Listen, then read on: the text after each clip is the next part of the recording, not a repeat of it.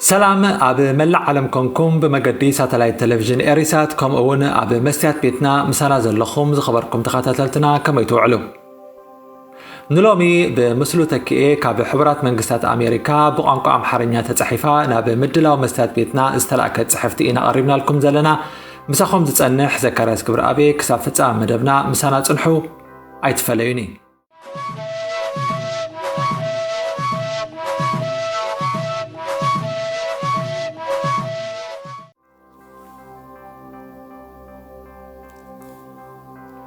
ታምራት ነገራ ጋዜጠኛ ከተባለ የጋዜጠኝነት ሙያ ማጉደፍ ነው። ዘንድሮ የማይሰማ ጉድ የለም። ዓለም ነው የተለወጠው ወይስ ከተቀመጠበት ሳይነሳ ኮምፒውተር ከፍቶ ሰማዩ ቅርብ መስሎ የሚታየው ሰው ነው እየበዛ ያለው? ቄሱ ሼኹም ሽማግሌውም ዝም ማለቱ ደግሞ የሚገርመውና የሚያሳዝነው ነው። እስከ መቼ ድረስ ነው በዚህ አይነት ጉድ ተዘፍቀን የምንኖረው? የባሰ አታምጣ እያሉ ማለፍ በዛ። ለማን ነው አቤት የሚባለው? የሞቀ ወንበር ላይ ተከፍሰው የጦርነት ነጋሪት እየጎሰሙ የህዝቡን ሰላም ለማደፍረስ የሚጓጉ ህዝቡን እርስ በርስ ለማፋጀት የሚያስቡ እንደ ታምራት ነገራ እስካሉ ድረስ ህዝቡ ከድህነት፣ ህመም፣ ረሃብና እርዛት ለመላቀቅና በእድገት ወደፊት ለመራመድ ያለው ተስፋ የመነመነ ነው የሚሆነው። ይህ ሰው ጋዜጠኛ ከተባለም የጋዜጠኝነት ሙያ ማግደፍ ነው የሚሆነው። ታምራት ነገራ ጋዜጠኛ ለመሆን የሚያስችለው ትምህርት የቀሰመም አይመስልም። የጋዜጠኛ ሙያና ስነ ምግባር ኤቲክስ እንደሌለውም ቃሉ ነው ምስክሩ። ጋዜጠኛ መሆን ካማረውና እንደ ጋዜጠኛ ሆኖ በኤርትራ ስለተካሄደው ጦርነት መጻፍና መናገር ከፈለገም በቅድሚያ ታሪኩን ማጥናትና ማስረጃ ለመሰብሰብ ይሞክር ነበር። ጋዜጠኛ ቢሆን የማሰብና የመመዛዘን ችሎታው እስከዚህ ድረስ አይዘግጥም ነበር። ራሱን ከመገናኛ ብዙሃን እንደዛ ከማጋለጥ ይቆጠብ ነበር። የህልም ፈረስ እየጋለበ ኤርትራ ደርሶ የምጽዋ ወደብ ባለቤት የመሆን አባዜ አይዘውም ነበር። እንዳማረው ይቀራታል እንጂ በሰው ሀገር መንደላቀቅ አይገኝም። ድሃ በህልሙ ቅቤ ባይጠጣ እንደተባለው ነው ነገሩ። ወደሱ ደረጃ ዝቅ ብሎ መልስ ከመስጠት ማለፍ ተገቢ ቢሆንም ንግግሩ መረን እየለቀቀ ስለሆነና ሌሎችንም እንዳያሳስት አደብ ቢገዛ በሚል ተስፋ ምክር አዘል ማሳሰቢያ መስጠት የግድ ነው። የታምራት ነገር የቆጡን አውርድ ብላ የብብቷን ጣለች እንዳይሆንም የሚያሰጋ ነው። ስለሆነም በጥሞና ሊታሰብበት የሚገባው ነው። በየጊዜው የሚነሱ የኢትዮጵያ ነገስታት ስልጣን ለመያዝና እንደያዙ ለመቆየት የሐሰት ፕሮፓጋንዳ እየነዙ ህዝቡን ለዘመናት ወደ ኤርትራ እንዲዘምትና በከንቱ እንዲያልቅ ሲያደርጉ እንደነበሩ ታሪክ የመዘገበው ሐቅ ሲሆን አብዛኛው የኢትዮጵያ ህዝብ ግን ሐቁ ስለማይነገረው ስለ ኤርትራም ሆነ ህዝቦቿ ትክክለኛ ግንዛቤ እንደሌለው ነው የሚታወቀው። ታምራትም ስለ ኤርትራ ታሪክና ህዝቧ የሚያውቀው እንደሌለ ነው ድንፋታው የሚያረጋግጠው። በውል ባያረጋግጥም የታምራት ነገራ ወላጅ አባት ምጽዋ እንደሞተ ነው የሚነገረው። እድሜው ደርሶ ከአባቱ ጋር ባይዘምትም ስለ 30 ዓመት መራራ ጦርነት በኤርትራ መሬት ላይ ያለቀው ቁጥሩ በውል ማወቅ የሚያስቸግር ጦርነት ሲካሄድ እንደነበረ እንዳልሰማ መስሎ መቅረቡ የሚያጠያይቅ ነው። ከዚህ ይልቅ በተካሄደው ጦርነት ምን ያህል ህዝብ እንዳለቀ፣ የስንቱ ትዳር እንደተበተነ፣ ስንት ልጆች ያለ አባት እንደቀሩ መመዝገብ ቢሞክር መጪው ትውልድ ያለፈውን የእልቂት ጦርነት ከመድገም እንዲድን በመርዳት የህዝቡ ባለውለታ ይሆን ነበር። ኤርትራ ነፃ አገር መሆኗን ታምራት ነገራ ለመካድ የሚፈልግ ይመስላል። ይህ ከሆነ ችግሩ ወዳጅ ዘመዶቹ የኤርትራ ህዝብ ለ30 ዓመት ተዋግቶ ከፍተኛ የህይወትና ንብረት መስዋዕት ከፍሎ በአፍሪካ በሁለተኛ ደረጃ የነበረው ግዙፍ የኢትዮጵያ ሰራዊት አሸንፎ እንደ አውሮፓውያኑ አቆጣጠር ከ1991 ጀምሮ ነፃነቱ በደሙ አስከብረዋል። ባንዲራውንም በአሜሪካ በኒውዮርክ ከተማ እየተውለበለበ ነው ብላችሁ እንደ አዲስ መርዶ ንገሩት አደራ። ለዚህ ይሆናል ታምራት የኤርትራ ነፃነትና ሉዓላዊነት ኢሉዥን ወይም ቅዠት ነው፣ ኢትዮጵያ በፈለገችው ጊዜ ልታፈርሰው ትችላለች በማለት በድፍረት መናገሩ ለሰላም ወዳድ ህዝቦችና በተለይ ለኤርትራውያን እንቆቅልሽ ነው። የሚገርመው ደግሞ የኤርትራ ካርታ እሱ በሚፈልገው መልክ ለመስራትና የሚፈልገውን መውሰድ የሚችል አስመስሎ መናገሩ ነው። ኤርትራውያን በሀገራቸው ጉዳይ እንደ ልጆች ቤት መስራትና ማፍረስ ጨዋታ የሚጫወቱ ናቸው እስከ ማለት መድረሱ አጉል ድፍረት ነው። ታምራት ኤርትራ የውጭ ጉዳይዋ በኢትዮጵያ በኩል የሚፈጸም ኤምባሲ የሌላት ዱላ ብቻ የሚይዝ ፖሊሲ ያላት ከአርሲ አውራጃ የማይበልጥ አገር አድርጎ ነው በአእምሮ የቀረጻት። ለመሆኑ በትግርኛ ጎበዝ ደይዋዘ ሀገሩ ከሐዘ እያለ ኤርትራዊ እንደሚያቅራራ ስላልሰማ ይሆን ጣቱን ወደ ኤርትራ የሚቀስረው? ሲያምረው ይቀር እንጂ ከእንግዲህ ወዲህ የኢትዮጵያና የኤርትራ ህዝብ የታምራትና መሰሎቹ ስሜት ማርኪያና መጫወቻ አይሆንም። ታምራት ነገራ የጎረቤት ቤት ሲቃጠል የሱም እንደማይድን ለመገንዘብ የሚያስችለው አእምሮ እንዳልታደለ ነው ተግባሩ የሚያመለክተው።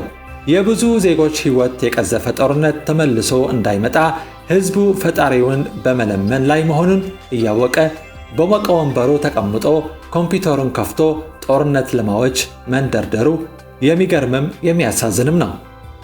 ደግነቱ ዛሬ ብዙ ሰው በዘመናዊ መገናኛ ብዙሃን በመጠቀም ህብረተሰቡ ለማንቃት ጥረት የሚያደርግበት ጊዜ ከመሆኑም በላይ ብዙ ሰዎች ታምራትን ከቀን ቅዠቱ ለማስጣልና ለማስታገስ በመረባረብ ላይ ስለሆኑ ዛሬ በታምራት ነገራና መሰሎቹ በሚያካሂዱት ፕሮፓጋንዳ በቀላሉ የሚታለል ህዝብ የለም።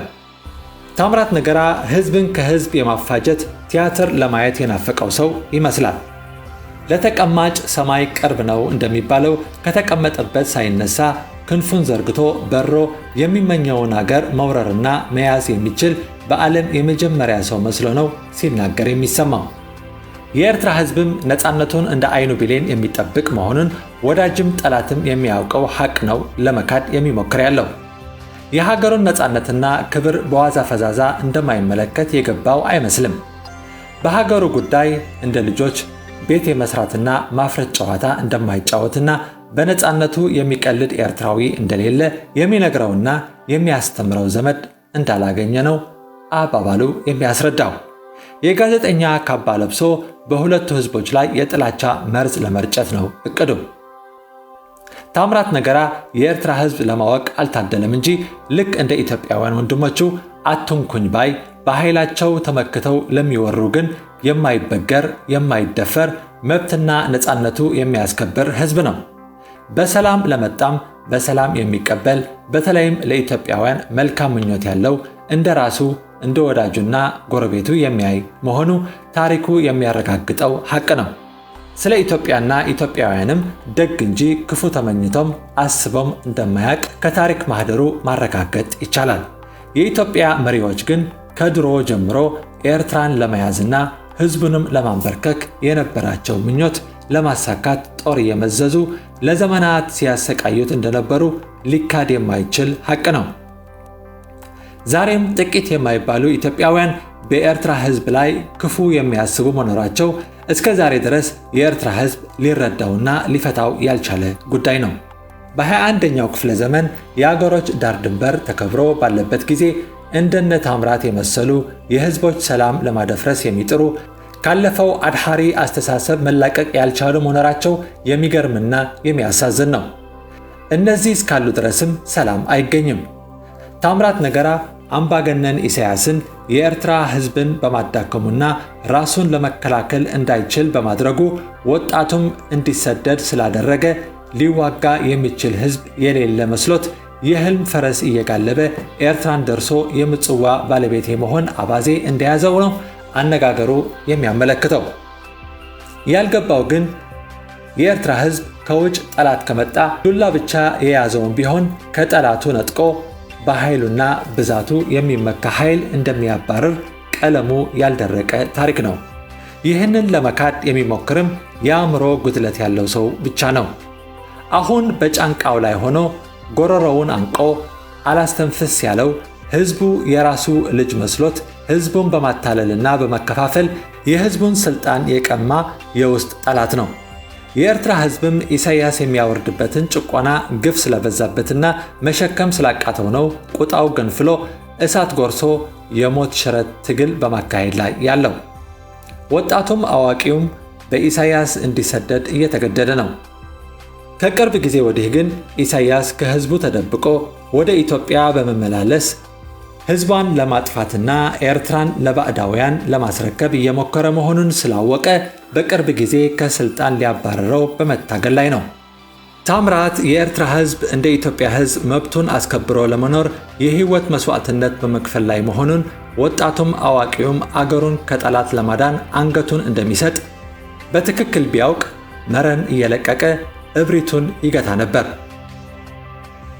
እንዲሰደድ የተገደደው ሳይቀር የመንግስት ደጋፊና ተቃዋሚ በሚል ሳይከፋፈል አገር ተወረረ በሰማ ማግስት አገሩን ለማዳን ካለበት ተመልሶ እንደሚመጣ በባድመ ጦርነት ጊዜ የተረጋገጠው ሐቅ ነው። የወላጆቹ ጀግንነት ስለወረሰ ይህን ሐቅ ባለመገንዘብ እንደ ታምራት የሚሳሳቱ ኢትዮጵያውያን ጥቂት አይደሉም። ስለዚህ ታምራት እንደተመኘው የኤርትራ ሕዝብ ኢሳያስ ያዳከመውና ራሱን ለመከላከል እንዳይችል ያደረገው ቢመስለውም አልጠፋም አይጠፋምም። ጠፋ፣ ተቃጠለ፣ ሞተ የተባለው ኤርትራዊ በተአምር ሕይወት ዘርቶ ነው ጠላቱን የሚያቃጥለው። ታምራት ነገራ ግን ኢሳያስ የኤርትራ ሕዝብ የጣለበትን አደራ የበላ አረመኔ መሆኑን እያወቀ ሕዝቡን በማሰቃየቱና በማጥፋቱ ደስታውን በመግለጽ ባለውለታችን ነው ልናመሰግነው ይገባል ማለቱና ኢሳያስ የኤርትራን ሕዝብ በማጥፋት ላይ መሆኑ በማወቅ ቀረርቶ ቢያሰማም ህልሙ ህልም ብቻ ሆኖ ነው የሚቀረው። በሕዝብ ደም እየታጠበ ማመስገኑ ደግሞ እሱም እድል ቢያገኝ ሰብአዊ ርህራሄ የሌለው የኢሳያስ ታናሽ ወንድም ለመሆን እያቋመጠ መሆኑን ነው የሚያረጋግጠው። ታምራት በራሱ ጥረት የሁለቱም ሕዝቦች ታሪክ ለመማርና ለማወቅ የሚፈልግ ባይመስልም ብዙ ኢትዮጵያውያን ሕዝቡ በነ ታምራትና መሰሎቹ ተከፋፍቶ ገደል እንዳይገባ ምክር በመለገስ የማንኛውም ሕዝብ በሰላም ለመኖር ያለው መብት በማክበር የታምራትን ሰላም ለማደፍረስ የወጠነው ለማምከን ጥረት በማድረግ ላይ መሆናቸው የሚያመሰግን ነው። የኔ ጥረትም ከሁለቱ ሕዝቦች የታሪክ ማህደር ጥቂቱን ብቻ በመጥቀስ እንደ ታምራት የመሰሉ ግለሰቦች ወይ መሪዎች በየጊዜው ምክንያት እየፈጠሩ ወደ ጦርነት እንዲገባ የሚገፋፉትን ለማስቆም የሚሞክሩትን ለማመስገን ተገቢ ነው። የታምራት ነገራ ወዳጅና ዘመድ ባልሆንም ታምራት የተዛባውን አስተሳሰቡን እንዲያርም መርዳትና መምከር አስፈላጊም ጠቃሚም ነው። የኤርትራ ሕዝብ እንደዛ ጭቆናና ግፍ ሲደርስበት በመቃወምና ከጎኑ መሰለፍ ፈንታ ጨቋኙን መደገፍ ምን ይባላል? ጦርነት ናፋቂ ከመሆንና የድሃው ሕዝብ ልጅ በማያባራ ጦርነት ለማማገድ ከመድከም ሕዝቦች መልካም ጎረቤት ሆነው አንዱ ሌላውን ሳይበድል በሰላም እንዲኖር የበኩሉ ጥረት እንዲያደርግ መርዳት የሚችሉ ኃላፊነቱን ማስተላለፍ አስፈላጊ ነው። ለማስታወስ ያክል ከታሪክ ማህደር ብዙ ሰዎች የሚዘነጉት መስሎ የታየኝ ጥቂት እውነታዎችን ልጥቀስ። አንደኛ፣ የኤርትራ ሕዝብ የተባበሩት መንግስታት በተወሰነውና ሕዝቡ ፈቅዶ በፌዴሬሽን ስርዓት ከኢትዮጵያ ጋር በሰላም መኖር የሚችል መስሎት ነው በፈቃዱ የመጣው። ንጉሥ ኃይለ ሥላሴ ግን ኤርትራ ከገቡበት ቀን ጀምረው በኃይል አሸንፈው ኢትዮጵያ እንደያዙት ይመስል በሰላም በክብር የተቀበላቸውን ሕዝብ የሚያስተዳድርበትን የፌዴሬሽን ስርዓት ሕግ በማፍረስ ሰጥ ለጥ ብሎ እንዲገዛ ለማድረግ ከመሞከራቸውም በላይ ፍላጎታቸው መሬቱና ወደቡ መሆኑን ገለጹ። ሕዝቡም በሰላማዊ መንገድ ተቃውሞውን ቢያነሳም ሰሚ ስላላገኘ መብቱን ለማስከበር ብረቱን አንግቦ ከመዋጋት ሌላ አማራጭ አልነበረውም። የኃይለ ሥላሴ ከስልጣን መውረድ ጠንቁ በኤርትራ በነበራቸው ፖሊሲ ስህተት መሆኑ ብዙ የዓለም ጋዜጠኞች ጽፈዋል። ሁለተኛ፣ ደርግም ስልጣን እንደያዘም በኤርትራ የተፈጠረው ችግር መፍታት ካልቻለ በስልጣን ለመቆየት ያለው ዕድል የመነመነ ነው በማለት የቢቢሲ ጋዜጠኞች ጽፈው ነበር። ትንቢት ሆኖም አልቀረም። በኃይለ ሥላሴ ዘመን የነበሩ ባለስልጣኖች ሲቀልዱ ስለነበር ነው ጦርነቱ የቀጠለው። አሁን ግን በአጭር ጊዜ እንጨርሰዋለን በሚል ዛቻ የተሞላበት እብረት ተነስቶ ድንጋዩ ሳይቀር በአውሮፕላን አቃጠለው። በሕይወት የሚተርፍ ሰው የለም። ለማረጋገጥ ግን ፈትሹ ተብሎ እግረኛ ወታደር ሲንቀሳቀስ ግን ጀግናው ኤርትራዊ ከነበረው ጉድጓድ ወጥቶ አፈሩን አራግፎ የመጣውን ወታደር እንደረፈረፈው በህይወት የተረፉ የሚያረጋግጡት ሐቅ ነው። የደርግ ድንፋታ ትርፉም የስንቱን ህዝብ ልጅ በከንቱ እንዲያልቅ ማድረግ ነበር። ወደ ኤርትራ ዘምተው የተመለሱ ብዙ ወታደሮችም ለሽንፈታቸው ምክንያት ሲሰጡ የተሰማው መሬቱን የተዋጋን የዓለም ተራሮች በናቅፋ ነው የተሰበሰቡት፣ መውጣቱ መውረዱ ገደለን የሚል ነበር። ሶስተኛ፣ አንድ ባለስልጣን ለጓድ መንግስቱ ለምን 5 ሚሊዮን ወታደር አዝምተን ይህን ወንበዴ ለአንዴና ለመጨረሻ ጊዜ አናሳርፈውም ሲል ጓድ መንግስቱ ማሰልጠን፣ መቀለብ፣ ማልበስ፣ ማስታጠቅ፣ ወደ ውጊያ ቦታ ማጓጓዝ ስንት ወጪ እንደሚጠይቅ ታውቃለህ በማለት እንደመለሰለት ነው የሚነገረው። አራተኛ፣ ለ30 ዓመት የተካሄደው ጦርነት ውጤትም ለነ ታምራት መንገር ለቀባሪ ማርዳት ነው የሚሆነው። ያስከተለው የህዝብ እልቂት ለነ ታምራት በስተቀር ለማንም ሰብአዊ ርህራሄ ላለው ይዘገንናል። አምስተኛ፣ ሻዕቢያ ወይ ህዝባዊ ግንባር ጦርነቱን ኤርትራን ስለተቆጣጠረ ኤርትራ ነፃ አገር ሆነ፣ ወያኔም አዲስ አበባ ገባ። ብሔርን መሰረት ያደረገ የመገንጠል ሐሳብ የነበራቸው የፖለቲካ ድርጅቶች ስለነበሩ ኢትዮጵያ የመበታተን አደጋ አጋጥሟት ነበር። አባት ይህን ባንዲራ ይዞ መጥቶ ነው አባቴን የገደለው፣ ስለዚህ አንድ አገር ሆነን መቀጠል አንችልም እስከ ማለት የደረሱ ድርጅቶችም ነበሩ። የድርጅቶቹን ስጋት ለማርገብም በነበረው ኢትዮጵያ ባንዲራ ኮከብ እንዲጨመር በሕገ መንግስቱ የመገንጠል መብት የሚፈቅደው አንቀጽ 39 እንዲገባ መደረጉን ማስታወስ ተገቢ ነው።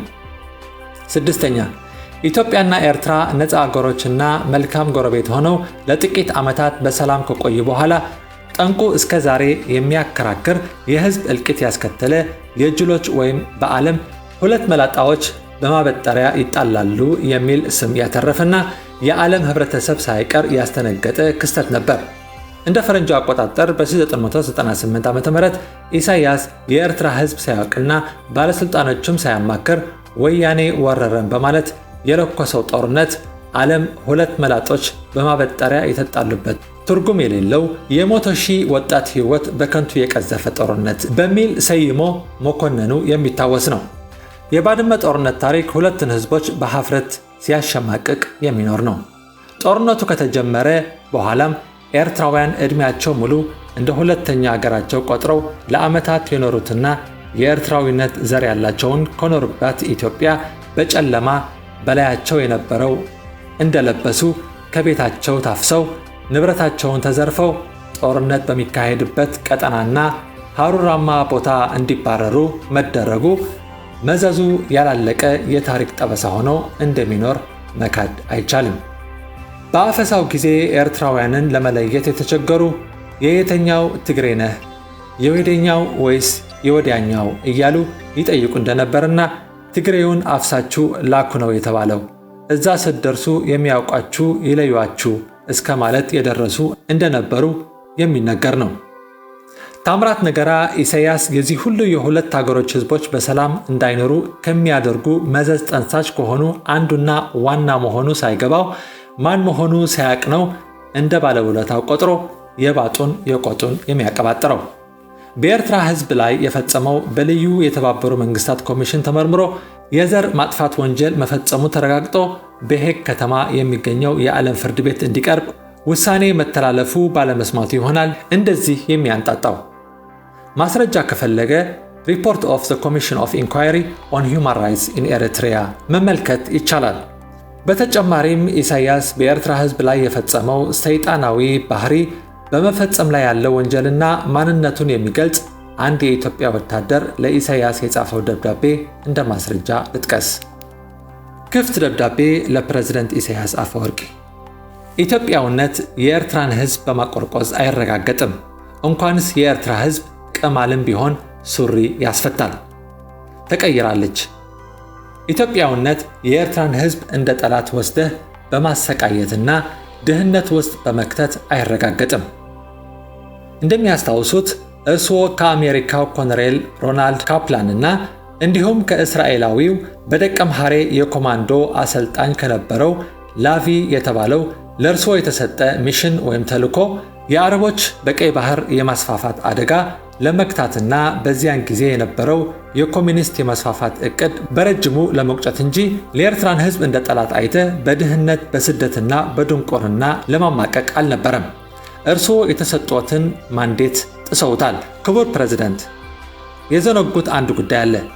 የኤርትራ ሕዝብ ትዕግስተኛ እንጂ ፈሪ አይደለም። የተነገረው ሁሉ እውነት ወስዶ የሚያምን አማኝ መንፈሳዊ ሕዝብ ነው እንጂ ደንቆሮ አይደለም። እርግጥ የፖለቲካ አሻጥርና ትሪክ የሚጎለው የኔ መብት ምንድነው የሚል ጥያቄ የማያነሳ የዋህ እንጂ ቦምብና ታንክ የሚፈራ ሕዝብ አይደለም። እስከ ዛሬ ድረስ እርሶ ላይ ያሳየው ትዕግስት እርሶ የኛ ሰው ነው ብሎ ነው። የዱላ ታላቅ ወንድም እንደሆኑ አሁን ነው ቀስ በቀስ የበራለት። ሕዝቡ እስከ ዛሬ ያሳየው ትዕግስት ልጆቻችን ነፃነት አመጡልን፣ ጊዜ እንስጣቸው፣ አሳልፈን አንስጣቸው ከሚል አስተዋይ ልቦና የተነሳ አስተሳሰብ ነው። አሁን ግን ሁሉም ነገር ግልጽ ሆኖ በርቷል። እርሶ በአሜሪካው ሮናልድ ካፕላን እና በእስራኤላዊው ሊቭ በኤርትራ ትግል ውስጥ የተወሸቁ ኤጀንት እንደነበሩ ምስጢሩ ፈነዳ። ግልጽ ሆነዋል። አቶ ብርሃነ አብርሃ፣ አቶ መስፍን ሐጎስ፣ አቶ ተስፋ ሚካኤል ጆርጆ፣ አቶ የማነ ተክለ ጊዮርጊስ የሰጡት ማብራሪያ ራሱ በቂ መረጃ ነው። የኤርትራ ሕዝብ ደሙ ፈልቷል። አንዴ ከቆረጠ አይመለስም። እንደሚያውቁት ይሄ ሕዝብ ባለፈው 500 ዓመት የወታደርነትና የቆራጥነት ታሪክ ያሳለፈ ሕዝብ ነው። ያለምንም ማጋነን ባለፉት 500 ዓመታት ሙሉ በገባበት ጦርነት ተሸንፎ አያውቅም። ከቱርኮች ጎን ተሰልፎ አሸነፈ። ከጣሊያኖች ጎን ተሰልፎ አሸነፈ። ከእንግሊዞች ጎን ተሰልፎ አሸነፈ። በአፍሪካ ተወዳዳሪ ያልነበረውን የደርግ ሰራዊት ገረሰሰ። ሌላው ቀርቶ በፈረንጅ አቆጣጠር ከ1976 እስከ 100,000 የሚያክለውን የደርግ የዘማች ወታደር ራዛ ፕሮጀክት ተብሎ ኤርትራን ለመውረር በትግራይ ድንበር የተሰባሰበ የሽመጃና ሕዝብ ብቻውን ያለምንም የታጋይ እርዳታ በ4 ቀን ውስጥ ብትንትኑን አወጣው።